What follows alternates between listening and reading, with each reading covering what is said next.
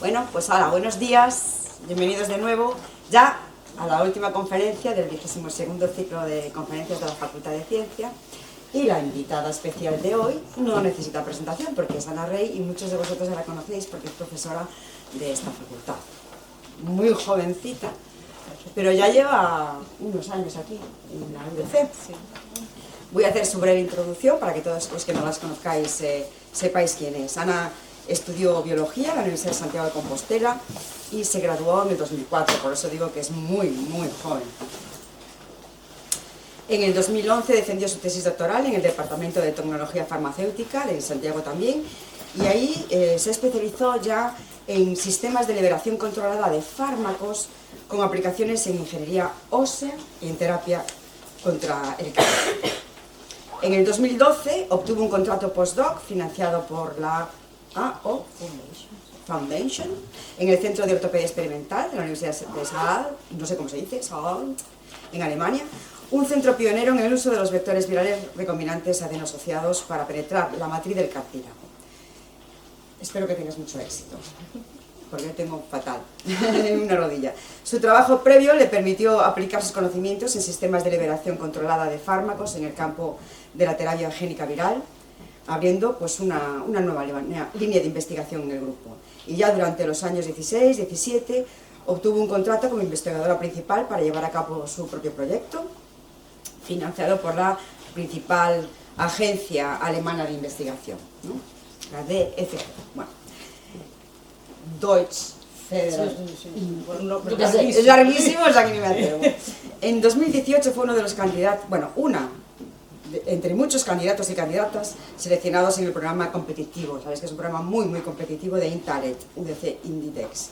Y eso hizo que se incorporase ya al CICA, al Centro Interdisciplinar de Química y Biología de la UDC, y ya inició su propia línea de investigación totalmente independiente y centrada en el desarrollo de sistemas no virales de liberación de genes. Eso sí que es interesante, eso lo quiero oír. En el 2020, obtuvo una ayuda Ramón y Cajal. Se incorporó ya al área de biología celular, ya en el departamento de biología de esta facultad. Desde entonces está impartiendo clases, tanto en el grado de biología como en el de nanociencia y nanotecnología. Y pues es un profesor permanente laboral ya desde 2025, o sea, desde este año. Le podemos felicitar porque ha sacado el tenure este año, ¿vale? Entonces, ahora nos va a contar acerca de la terapia génica, que a mí me tiene mucho interés. Cuando tú quieras. Gracias, Esther. Bueno, pues, buenos días a todos, muchas gracias por venir. Bueno, Esther ya ha hablado sobre mí, entonces explicaré brevemente, me presentaré, ¿vale? Como ha dicho Esther, soy bióloga y doctora en farmacia, ¿vale? Por la Universidad de Santiago de Compostela, y en 2012 me mudé a Alemania, ¿vale? A un pueblo muy pequeño de Alemania, donde hay un hospital especializado en terapia génica viral, ¿vale? Y allí estuve 5 años, hasta el 2017, y me especialicé en terapia génica viral y medicina regenerativa. Ya en el 2018 volví a España, ¿vale? Gracias a la ayuda de Talent, y posteriormente, como dijo Esther, conseguí la ayuda Ramón y Cajal. Bueno, y desde este año soy profesora del área de biología permanente laboral, ¿vale? Entonces, ya me conocéis, ahora os voy a explicar lo que hacemos. Entonces, bueno, desde que me incorporé a la universidad, ¿vale? Pues lidero el grupo de investigación en terapia génica y celular, que es GISEL, ¿vale? Que nuestro laboratorio está en el CICA, ¿vale? Y este es nuestro grupo de investigación. Si alguno está interesado algún día en venir y ver lo que hacemos, estamos en el CICA, ¿vale? Bueno, este es mi grupo de investigación, ¿vale? Hablaré un poco de lo que hacen en mi grupo. Están las dos Albas, Junquera y Diego, y os hablaré un poco de lo que hacen, ¿vale?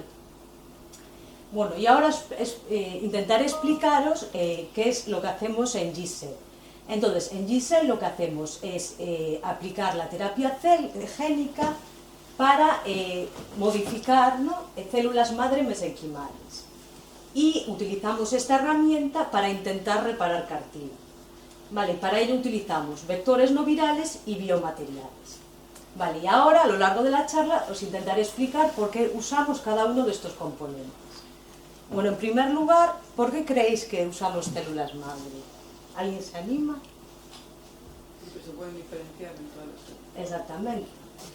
Las células madre son células adultas multipotentes que se pueden extraer de diferentes tejidos, ¿vale? Como la médula ósea, y tienen muchas propiedades, ¿vale? Son capaces de autorrenovarse, tienen efectos inmunomoduladores, ayudan a reducir la inflamación, ayudan a reparar tejidos, y una propiedad muy interesante es que son capaces de diferenciarse hacia células del tejido adiposo, ¿vale? Los adipocitos, células del hueso, osteoblastos, y células del cartílago, ¿vale? Los condrocitos.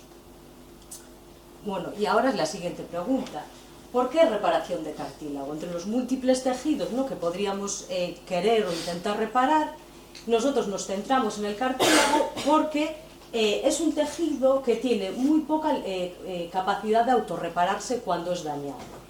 ¿Vale? Por varias razones, ¿vale? Porque no tiene esa vascular, no tiene ni vasos sanguíneos, es aneural, tampoco tiene vasos nerviosos y es alinfático. Y además las células que lo componen, ¿vale?, que son los condrocitos, tienen una actividad metabólica muy baja, ¿vale? Esto quiere decir que a medida que envejecemos, nuestras células del cartílago proliferan menos. Y además el cartílago tiene una estructura muy compleja en múltiples capas que es muy difícil de regenerar, ¿vale?, o de intentar imitar. Por ello, el cartílago tiene muy poca capacidad de reparación. Vale, con ello, cuando nos lesionamos, pues bien haciendo deporte o por un accidente, si estas lesiones no se tratan de manera adecuada, con la edad acabaremos teniendo artrosis, ¿vale?, o osteoartritis. La osteoartritis ya es una enfermedad de toda la articulación, ¿vale?, es una enfermedad progresiva, degenerativa, en la cual veis aquí que se va perdiendo toda la capa de cartílago articular, ¿vale? Y al final pues va mermando nuestra calidad de vida y limitando nuestro movimiento. De ahí que sea la primera causa de discapacidad crónica, ¿vale?, en países desarrollados. Bueno, ¿qué técnicas se utilizan en clínica, utiliza el cirujano para tratar a alguien que tiene una lesión en el cartílago? Pues hay técnicas diversas, ¿vale? Por ejemplo, hay la estimulación de médula ósea. Entonces, como el cartílago es avascular, lo que hace el cirujano es crear agujeritos, ¿vale?, microperforaciones en el hueso para que salga la médula ósea, y como en esa médula ósea hay células mesenquimales, estas acabarán diferenciándose a células del cartílago, formando un tejido de reparación. Bueno, hay otras técnicas más complejas, ¿vale? Ya el nombre veis que es complejo, ¿no?, que es la mosaicoplastia, en la cual, en una zona sana del cartílago, el cirujano extrae como pequeños cilindritos, ¿vale?, de hueso y cartílago, y los introduce en el lugar que tenemos la lesión de cartílago. Vale, ya por último, otra técnica sería la implantación autóloga de condrocitos, ¿vale? Como su nombre indica, en esta técnica lo que hace el cirujano es extrae un trocito de cartílago. En el laboratorio, a partir de ese trocito de cartílago se extraen las células, es decir, los condrocitos, y luego se vuelven a inyectar, pero en el lugar del defecto. Problema, pues que ninguna de estas técnicas, hasta la fecha, ha conseguido regenerar el cartílago, ¿vale? El cartílago de nuestra articulación es un cartílago, ¿vale?, que se denomina hialino, y tiene unos marcadores, ¿vale?, que son distintos a los del tejido que se forma. Vale, si veis estas dos fotos, ¿vale?, son tinciones de histología. Veis aquí que el cartílago, todo este rojito que se ve aquí, es porque tiene una cantidad de unas moléculas que se llaman proteoglicanos. Y veis aquí que en este tejido que se forma, el rojo es mucho menos intenso, porque la cantidad de proteoglicanos que se forma es menor. Y con lo cual el tejido que se forma suele ser cartílago de naturaleza fibrosa, ¿vale?, que es distinto a nuestro cartílago de la articulación. Vale, entonces la siguiente pregunta es, ¿por qué utilizamos terapia génica? Pues la terapia génica, antes de decir por qué la utilizamos, vale, vamos a definir qué es la terapia génica. Pues la terapia génica, ¿no?, es un procedimiento por el cual se introduce, elimina o se modifica el material genético en las células de un organismo para tratar enfermedades. Bueno, para aplicar terapia génica hay como distintas modalidades, ¿vale? Hay lo que se llama la edición génica, ¿vale?, que mediante esta técnica sustituimos un gen defectuoso por uno sano. Hay la transferencia génica, en la cual se introduce un gen en las células de interés para que se exprese una proteína que ayude a combatir una enfermedad o tratar una patología. Y por último hay la técnica de inhibición génica, en la cual se intentan desactivar genes que están causando un problema, ¿vale? Un problema en una enfermedad. Bueno, y nosotros en el laboratorio nos centramos en la transferencia génica. Vale, entonces la transferencia génica la definimos, por tanto, como la técnica que consiste en la introducción de genes o secuencias de genes en las células de interés que están relacionadas con el tejido que queremos reparar. Vale, ¿y cómo hacemos esa transferencia génica? Es decir, ¿cómo metemos el gen en nuestras células de interés?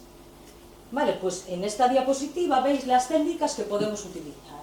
Vale, por un lado tenemos los métodos físicos que actualmente no se utilizan en clínica, ¿vale? Porque son muy invasivos, muy agresivos, y mediante estas técnicas lo que se hace es hacer como pequeños agujeritos, ¿vale? Microperforaciones en la membrana de la célula, por ejemplo, mediante el uso de ultrasonidos, ¿vale? Para introducir el material genético. Pero ya os digo que esta técnica está en desuso en clínica, ¿vale? Y otras técnicas consiste en el uso de vectores, ¿vale? Un vector es un vehículo, ¿no?, que utilizamos para introducir el material genético dentro de la célula. En función de su origen, podemos hablar de dos tipos de vectores. Los vectores virales son aquellos que derivan de virus, ¿vale? Derivan del mecanismo natural que tiene un virus para entrar en la célula, ¿vale? Obviamente no es un virus tal cual, ¿vale? Es un virus modificado, ¿vale? Y este proceso se llama transducción. Y tenemos por otro lado los vectores no virales, que se basan en la utilización de moléculas sintéticas, ¿vale? Como podría ser un lípido o un polímero, y este mecanismo se denomina transfección.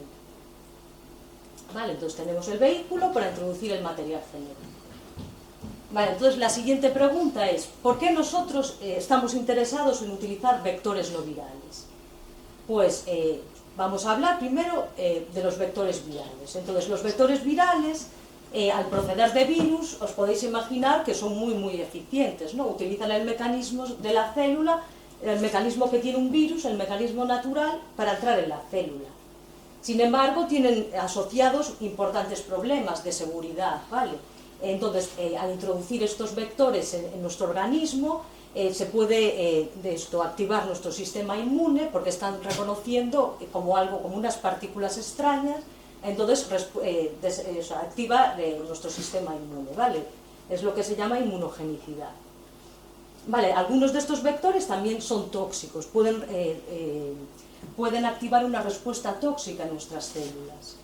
Y además algunos de los vectores también tienen problemas de mutagénesis, ¿vale? Entonces esto quiere decir que algunos de estos vectores se integran en el ADN, ¿vale?, de la célula, y entonces pueden alterar los genes, ¿vale? Entonces pueden, por ejemplo, incluso producir cáncer, ¿vale? Porque está modificando los genes, ¿no?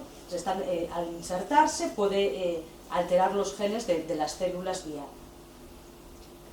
Vale, y un vector, los vectores no virales, ¿vale?, la otra cara de la moneda, son mucho más seguros, ¿no?, porque se producen a partir de moléculas sintéticas, ¿no? Entonces, al no proceder de virus, ¿no?, son mucho más seguros. Son versátiles en el sentido que nosotros podemos jugar un poco con su composición, ¿no?, para intentar aumentar su eficiencia.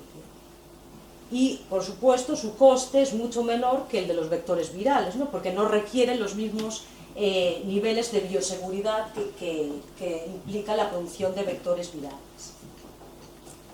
Sin embargo, está el problema, ¿no? La eficiencia que tenemos nosotros con los vectores no virales es mucho menor, ¿no?, que en comparación con sus homólogos virales, ¿no? Vale, entonces es importante, ¿no?, y en ello centramos nuestra investigación, en el diseño y en la búsqueda de nuevos vectores no virales que adquieran eficiencias comparables a la de los vectores virales. Vale, entonces los vectores no virales, ¿vale?, son aquellos vehículos basados en moléculas sintéticas, como os acabo de mencionar, que lo que van a hacer es formar complejos con el material genético para introducirlo en la célula. Entonces tenemos aquí nuestros ácidos nucleicos, ¿vale? Como puede ser ADN o ARN, y debido a que tienen cargas negativas, nuestro vector, ¿vale? Que tiene que tener cargas positivas para interactuar con las cargas negativas del ADN, o sea, del material genético, ¿vale? Es decir, necesitamos que el vector, ¿vale? Tenga cargas positivas para interactuar con las cargas negativas del material genético y así formar un complejo e introducirlo en la célula. Vale, ¿qué tipos de vectores podemos utilizar en la práctica? Pues, vale, hoy en día hay una gran diversidad de vectores, ¿vale? Entonces, aquí solo voy a esquematizar los más utilizados. Entonces, podemos clasificar a los vectores, ¿no? Basados en lípidos, serían vectores lipídicos, y los que no están basados en lípidos, ¿vale? No lipídicos. Vale, dentro de los primeros vamos a hablar de dos categorías, ¿vale? Los liposomas y los miosomas. Y dentro de los no lipídicos, ¿vale? Podemos utilizar polímeros, péptidos, ¿vale? Pequeñas proteínas, para interactuar con el material genético, ¿vale? Y además hay vectores que son una combinación de ambos, ¿vale? Hay vectores que son, por ejemplo, lipopéptidos, ¿vale? Una combinación entre vectores lipídicos y péptidos. Vale, entonces, en nuestro grupo, ¿vale? Actualmente trabajamos con varios de estos vectores, ¿vale? Trabajamos con vectores lipídicos, con vectores poliméricos y también con lipopéptidos, ¿vale? Entonces, por ejemplo, Alba y Junqueras se basan en la utilización de miosomas, que os hablaré ahora de ellos, y Alba y Diego los polímeros y Alba también con los lipopéptidos, ¿vale? Para llevar a cabo esta investigación, pues colaboramos con muchos investigadores, ¿vale? Del área de química orgánica, como son Paco y Robert. Vale, entonces ahora os voy a hablar de cómo hacemos los miosomas. Entonces, bueno, antes de deciros que es un miosoma, os voy a decir que es un liposoma, que es lo más conocido, ¿vale? Entonces, un liposoma lo podemos definir como una vesícula esférica que está compuesta por moléculas anfipáticas, a alguno de aquí ya le sonará lo que es una molécula anfipática, ¿verdad? Que forman una bicapa que es similar a la membrana de la célula, ¿vale? Una molécula anfipática es una molécula que tiene componentes con dos comportamientos diferentes, ¿vale? Entonces, si veis aquí, en la bicapa tienen una parte, ¿vale?, que es hidrofílica, que va a tener afinidad por el agua, ¿vale?, se expone hacia afuera, y una parte hidrofóbica que se expone hacia adentro, ¿vale?, porque va a repeler el agua. Entonces, estas vesículas imitan la composición de las membranas celulares, ¿no?, para poder introducir el material genético en la célula. Vale, para utilizar un liposoma como vector en terapia génica necesitamos una serie de componentes, ¿vale? Entonces necesitamos, por un lado, un lípido con carga positiva, ¿vale? Un lípido catiónico. ¿Para qué? Pues para interaccionar con ese material genético que, como os dije, tiene carga negativa. Necesitamos fosfolípidos, ¿vale?, que son aquellos que van a conformar la bicapa. Y, por otro lado, también se le añaden lípidos neutros, ¿vale?, como el colesterol, que lo que van a hacer es estabilizar la bicapa, ¿no? Van a estabilizar la estructura del liposoma. Vale, entonces, nosotros cuando hacemos interactuar nuestro ácido nucleico con el liposoma, se forma un complejo. Y este complejo, ¿vale?, se denomina lipoplejo, ¿vale?, de liposoma y complejo, lipoplejo. Vale, con estos, los liposomas, vale, son utilizados actualmente, se utilizan mucho en los laboratorios y son eficientes en el sentido que ayudan a internalizar el material genético en la célula. Sin embargo, los liposomas también tienen problemas de toxicidad asociada y su coste de producción es elevado, ¿vale?, porque la utilización de fosfolípidos encarece bastante la producción de los liposomas, ¿vale? Aquí os muestro la lipofectamina, que no sé si os sonará de algo, ¿vale?, pero es el liposoma que más se utiliza en investigación, ¿vale? Vale, y ahora ya puedo explicaros lo que es un miosoma. Un miosoma es básicamente, tiene la misma estructura que un liposoma, pero en lugar de tener fosfolípidos formando la bicapa, tiene surfactantes no iónicos o tensoactivos. Vale, un tensoactivo es una molécula, una sustancia que disminuye la tensión superficial, ¿no? Entonces, lo que va a hacer es aumentar la afinidad del agua por sustancias, ¿vale?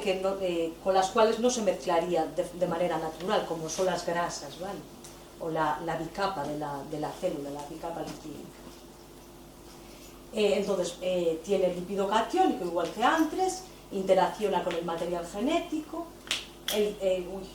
el surfactante no iónico sustituye a los fosfolípidos y forma la bicapa. Y el lípido neutro estabiliza la bicapa.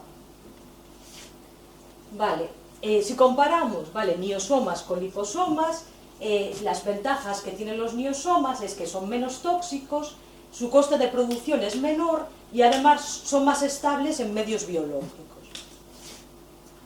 Vale, y ahora que os he explicado lo que es un niosoma, os voy a explicar un poco nuestra investigación, ¿vale? Entonces, como os comenté, Alba y Junquera centran sus tesis doctorales en la utilización de niosomas, ¿vale?, para introducir material genético en nuestra población de interés, ¿vale?, que son las células mesenquimales. Vale, os voy a explicar muy brevemente cómo se produce un niosoma, ¿vale?, de forma fácil. Entonces, los niosomas se producen por una técnica, ¿vale?, que se llama la técnica de formación de la película fina. Entonces, nosotros mezclamos todos los componentes, es decir, el lípido catiónico, los surfactantes y el lípido neutro, los mezclamos en una fase orgánica. Cuando están mezclados, esa fase orgánica la evaporamos, ¿vale?, y se forma como una especie de película en el fondo de nuestro tubo, ¿vale?, de nuestro frasco. Esa película la resuspendemos en un medio acuoso y luego la sometemos a sonicación, ¿vale? ¿Para qué?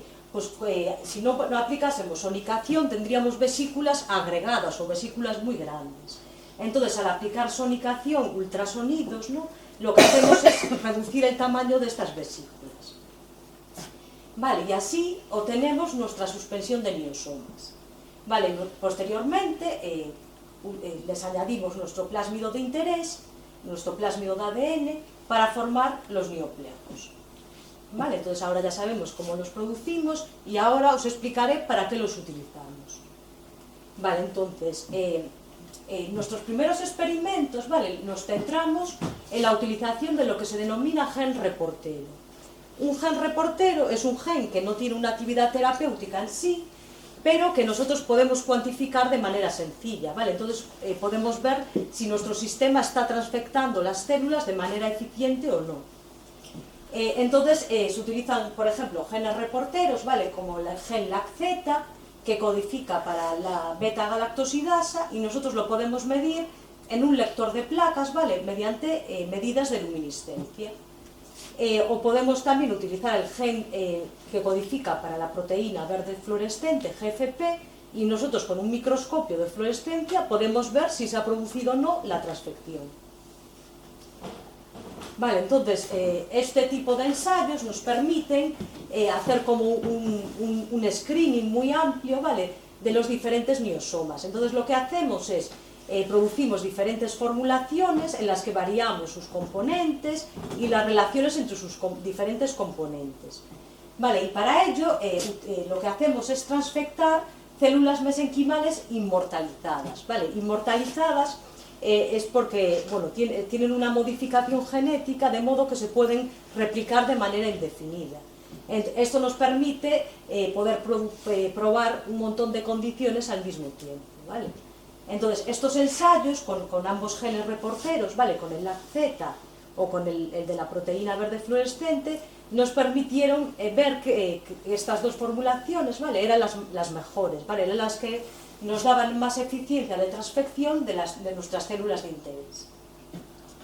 Vale, entonces, ahora que ya sabemos qué formulaciones funcionan bien, lo que hacemos es trasladar esto a la utilización, en este caso, de un cultivo primario, ¿vale? Lo otro es una línea celular que tampoco es que esté replicando, ¿no?, lo que pasaría en nuestro organismo. Entonces, para ello utilizamos cultivos primarios, ¿vale? Entonces, colaboramos para ello con el Biobanco de A Coruña, ¿vale?, que está aquí en el hospital, cuando a alguien se somete a una operación o bien de cadera o bien de rodilla, ¿vale?, nos dan la cabeza del fémur, y en esa cabeza femoral, veis aquí hay médula ósea. Pues nosotros, a partir de esta médula ósea, somos capaces de aislar nuestras células madre, ¿vale? Vale, una vez que las aislamos, tenemos que saber que efectivamente son células mesenquimales. Entonces, para ello utilizamos diferentes técnicas. Las caracterizamos mediante lo que se llama citometría de flujo para ver que expresan marcadores de células mesenquimales. Y también comprobamos que efectivamente tengan esa capacidad de diferenciación, ¿no? De diferenciación a grasa, a hueso o a cartílago. Vale, entonces ahora ya tenemos nuestras células en nuestros cultivos primarios, ¿vale? Que son nuestra población de interés. Entonces, una vez que tenemos las células, hacemos el mismo tipo de ensayos, ¿vale? Utilizamos nuestros miosomas con genes reporteros, ¿vale? Para ver la eficiencia de transfección. Vale, siempre que evaluamos la eficiencia de transfección, evaluamos la viabilidad celular, ¿vale? Porque no nos interesaría que, aunque una de nuestras formulaciones fuese muy eficiente, pero si se carga las células no nos interesa en absoluto, ¿no? Entonces veis aquí que algunas de las formulaciones que producimos son mucho menos tóxicas que el liposoma comercial de referencia, ¿vale? Que es la lipofectamina. Vale, una vez que estudiamos la transfección, también hacemos ensayos de caracterización, ¿vale? La caracterización la hacemos porque para que estos miosomas puedan ser usados como vehículos de transferencia de genes, tienen que tener unas determinadas características, ¿vale? Entonces, tienen que tener un tamaño nanométrico, ¿vale? Pues imaginaros en torno a 100, 200 nanómetros, y tienen que tener carga positiva para actuar como vehículos del material genético y poder introducirlo en la célula. Vale, acordaros que el material genético tiene carga negativa, con lo cual nuestro sistema debería de tener una carga positiva para formar complejos capaces de atravesar la membrana plasmática, ¿vale? También la membrana plasmática tiene carga negativa, ¿no? Entonces necesitamos que nuestro sistema tenga precisamente esa carga positiva.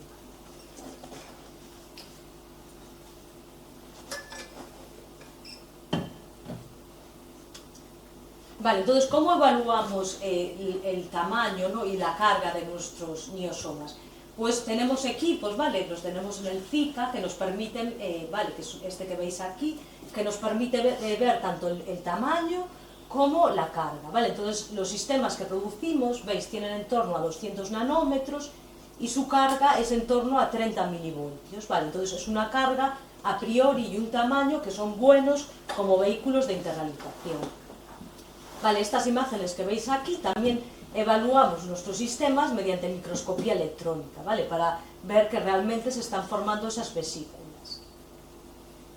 Vale, y ya sabemos que esas miosomas tienen el tamaño y la carga adecuada, pero también tienen que ser no solo capaces de formar un complejo con el ADN, sino que también tienen que ser capaces de protegerlo, ¿vale? Entonces, esto es importante si administramos estos sistemas en el organismo.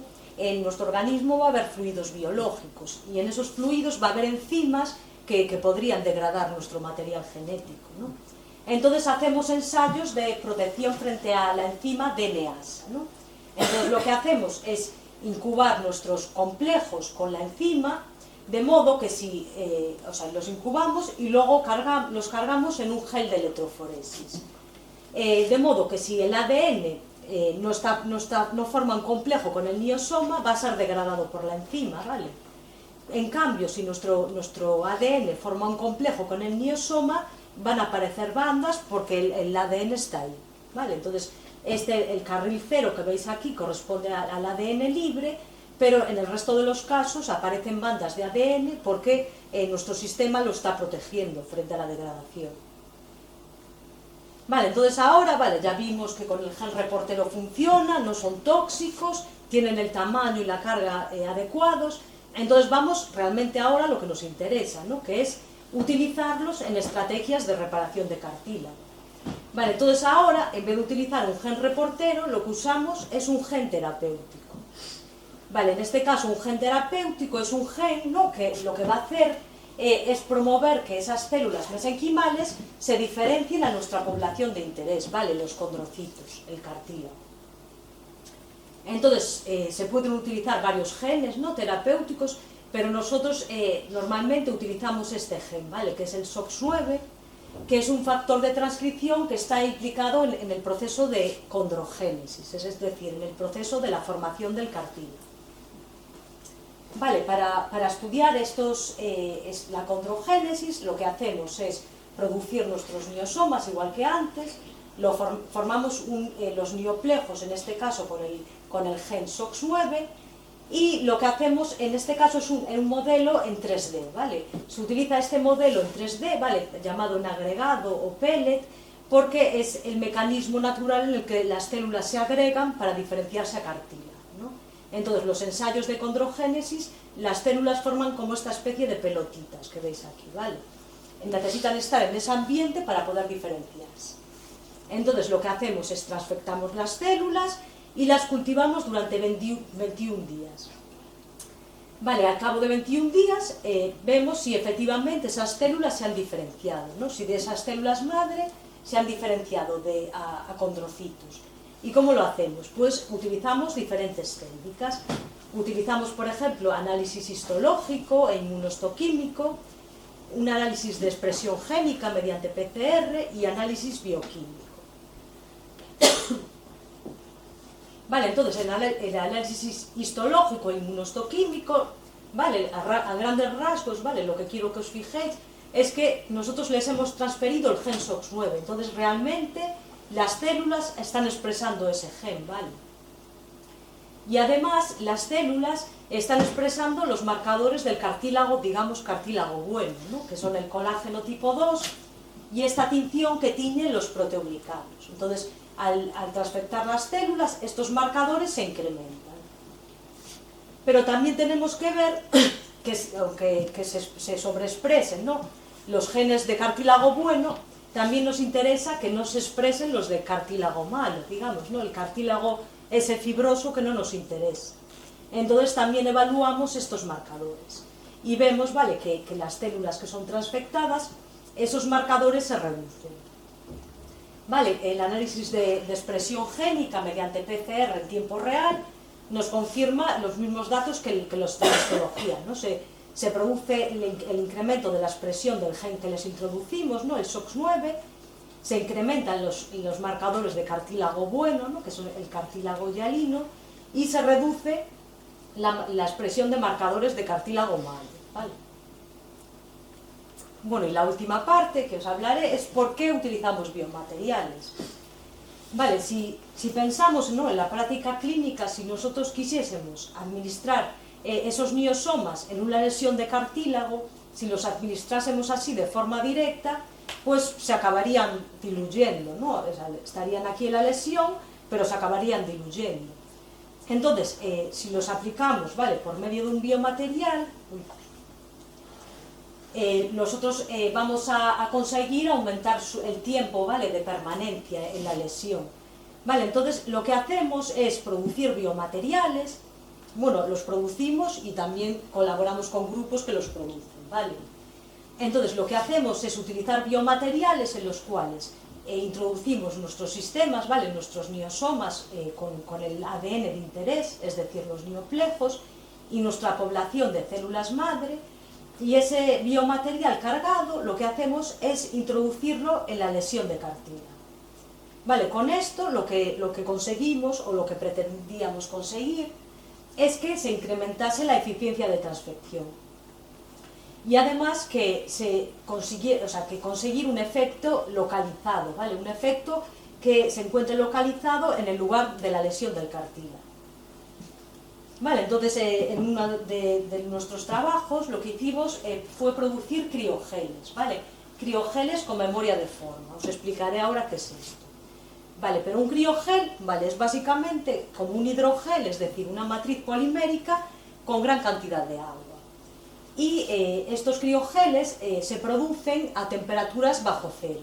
El hecho de producirse a estas temperaturas va a hacer que tengan una estructura macroporosa, ¿vale? Van a tener poros grandes y esta estructura a priori es óptima para que las células crezcan y se diferencien.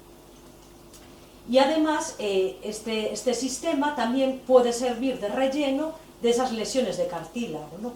Nosotros cuando tenemos una lesión de cartílago no va a tener ahí una forma cilíndrica perfecta, sino que las lesiones pueden tener formas irregulares de diferentes geometrías.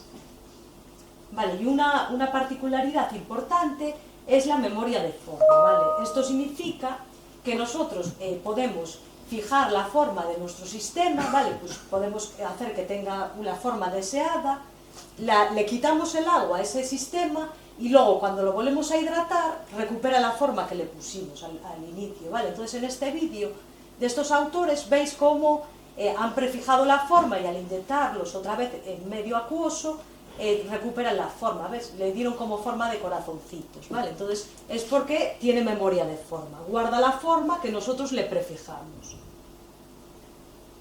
Vale, entonces nosotros producimos estos criogeles con memoria de forma y les incorporamos nuestros dos ingredientes, ¿no? Tanto las mioplejos como las células. Vale, entonces en esta imagen veis que realmente las células están expresando el gen de interés, pero en este caso en el interior de ese criogel. Vale, y la microscopía electrónica nos permitió ver que realmente tanto los mioplejos como las células estaban dentro del criogel. Vale, entonces una vez que ya tenemos los criogeles, como un paso previo a lo que sería un estudio en vivo, ¿no? Administrárselo a un animal, por ejemplo, lo que hacemos es lo que se llama un estudio ex vivo, ¿vale? Entonces, un estudio ex vivo es un estudio en un tejido, ¿vale? Entonces, del propio biobanco de tejidos nos dan muestras de pacientes, ¿vale? Que son de restos que sobran de la operación, ¿vale? Que tienen tanto hueso como cartílago. Hacemos estos pequeños cilindritos que veis aquí y en esos cilindritos le practicamos una lesión, ¿vale? Esta que veis aquí es una lesión que está en la capa de cartílago. Y en esta lesión nosotros introducimos nuestro material, ¿vale? Nuestro criogel. Vale, y al igual que antes, estudiamos qué es lo que sucede, ¿vale? Con las células, pero en este caso en el interior de este criogel. Vale, entonces de nuevo hicimos análisis histológico y inmunohistoquímico y de nuevo vimos que el gen que le estamos introduciendo a las células se expresa. Vale, y además se produce también una expresión de los marcadores de cartílago bueno, acordaros, el colágeno tipo 2 y esos proteoglicanos aumentan de manera significativa y además los marcadores de cartílago malo, ¿vale? De fibrocartílago, se reducen. Vale, el análisis de expresión génica mediante PCR nos confirma estos resultados y vemos que tanto la transfección como la diferenciación de las células se han incrementado de manera significativa.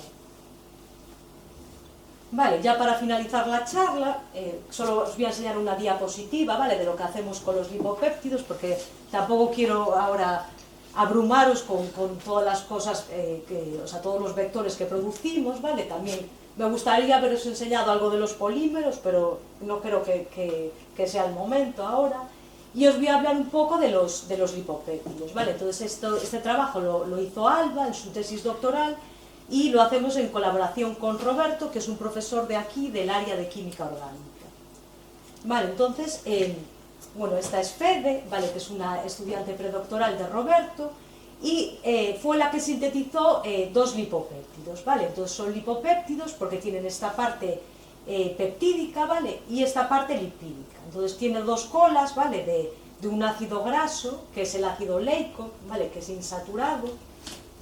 Y la parte peptídica, los dos lipopéptidos se diferencian en el último aminoácido.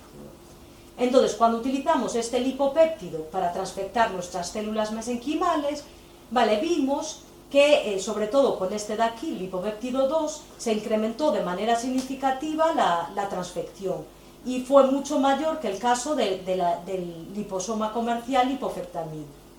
Y además, también de manera importante, nuestros sistemas, sobre todo el lipopéptido 2, promovió la viabilidad de las células, ¿vale? En mayor medida que el caso de la lipofectamina. Bueno, ya para terminar, ¿vale? Agradecer la financiación que recibimos en el grupo, a todos nuestros colaboradores, bueno, y por supuesto al grupo, porque sin ellos esta investigación no sería posible. Y bueno, aquí os dejo mi contacto por si estáis interesados en saber algo más o acercaros un día al TICA. Y si tenéis alguna pregunta, pues encantada de responder. Muy bien.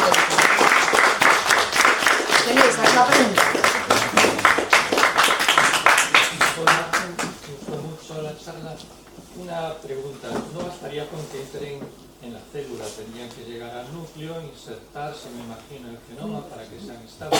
No, o sea, no se integran en este caso los clados, no se integran. Pero es verdad que tienen que llegar al núcleo y toda esa parte la obvié porque es complicada, pero como mencionas, no solo tienen que atravesar la membrana, sino que tienen que escapar del endosoma, llegar al núcleo, eso también lo estudiamos. Pero para no darle mayor complejidad no incluye esa parte. Y algunos de los sistemas que producimos además tienen capacidad de escaparse del endosoma. Sí. Y también estamos diseñando algunos que tienen como secuencias de localización nuclear para que vayan precisamente al núcleo. Pero sí que una cosa es que entren en la célula, pero luego dentro de la célula también tienen lo suyo para llegar al núcleo, claro. Y eso se diseña para que facilite. Claro, hay secuencias conocidas que sabes que pueden llegar al núcleo. Luego también la introducción de ciertos lípidos cambian el pH del endosoma y hace que se escapen. Puedes jugar un poco con la composición para que vayas a donde quieres. Sí. El que no se integren evita el problema de la mutagénesis. Exactamente.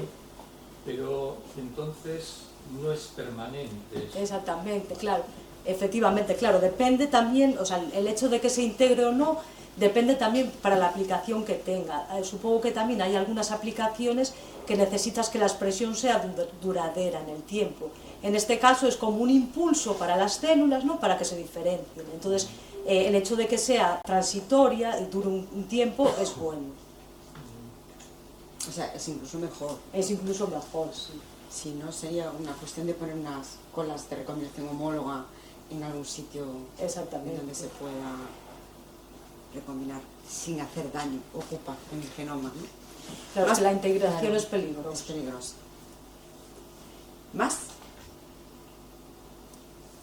¿Y en qué estado estáis ahí a nivel clínico con pacientes? ¿O cuán lejos estáis? Ahora vamos a colaborar con unos investigadores del INIVIC y vamos a probarlo en ratones. O sea, aún hemos hecho este modelo ex vivo, ahora el siguiente paso es probarlo en animales. O sea, de la aplicación clínica estamos lejos. Estáis lejos, sí. Vale. Pero en cualquier caso, por ejemplo, estos hidrogeles que vosotros preparáis, que además se pueden preparar con una forma que es dependiente del paciente, porque en el futuro va a ser dependiente del paciente realmente, ¿no? Claro. ¿Hasta qué punto existe un límite de reparación? Es decir, ¿cuán grave tiene que ser la lesión que te permita repararla o no? No lo digo por la parte que me toca. Sí, a ver, eso es verdad que tiene que ser un tamaño, o sea, es un tamaño, esto sería aplicable para lesiones pequeñas. Claro, las lesiones grandes ya no serviría. Sí. Y, o sea, la idea es que el médico, o sea, que no sea una cirugía abierta, sino que el médico mediante artroscopia puede introducir, ¿no?, ese material y rellenar la lesión. ¡Qué maravilla! Ya está tardando, ¿no? Ya podéis seguir trabajando duramente. ¿Más preguntas? ¿No? Sí, yo tengo. Mira, y bueno, acabas de decir que estáis lejos de la aplicación clínica, pero ¿hay algún otro ensayo de terapia génica parecido que sí realmente esté, que haya sido autorizado y que esté siendo aplicado? Sí, o sea, de hecho hay productos de terapia génica, ¿no?, que están comercializados para diferentes enfermedades, ¿no? O sea, de ARN y de ADN y con el caso del cartílago también hay productos aprobados, sí. O sea, tanto con vectores virales como con vectores no virales. Estoy pensando ahora en el caso de la inmunodeficiencia severa, ¿no? Pero eso es una modificación. Bueno, es una modificación. Realmente es una terapia génica. Es una terapia génica. Sí, claro. Y estoy pensando ahora que pues hay más, luego también Glivera, que es un medicamento que se utiliza para pacientes que tienen un déficit en una enzima, que es glicoproteína-lipasa, se utilizan vectores virales. Y también con los que trabaja en Alemania, los recombinantes adeno-asociados. Y esos también, o sea, la mayor parte de los productos son con esos vectores, con los vectores virales recombinantes adeno-asociados. Sí, para los niños burbuja también utilizan vectores virales. Sí. No, a ver, yo sabía que ensayos clínicos hay muchos y efectivamente el clásico de la inmunodeficiencia adquirida y tal, que fue el primero. Sí. No, el primer caso. Sí, el del niño. Sí.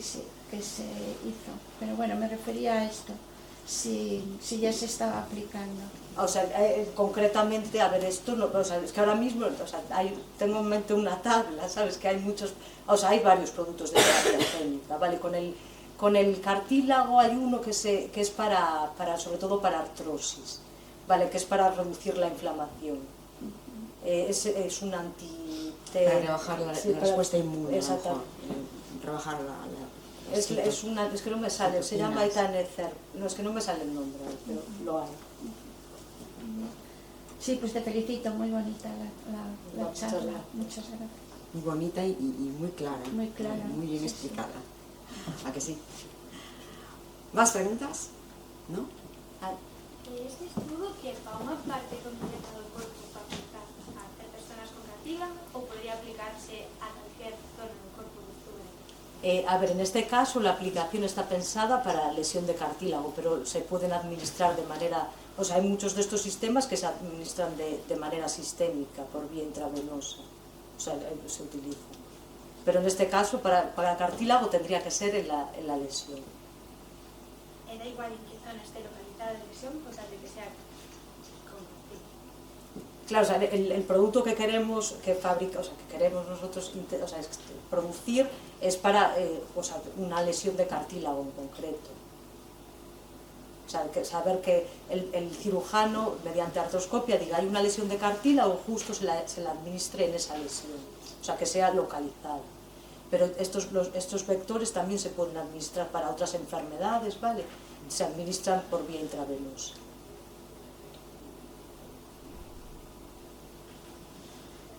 ¿Más? Bueno, pues muchísimas gracias.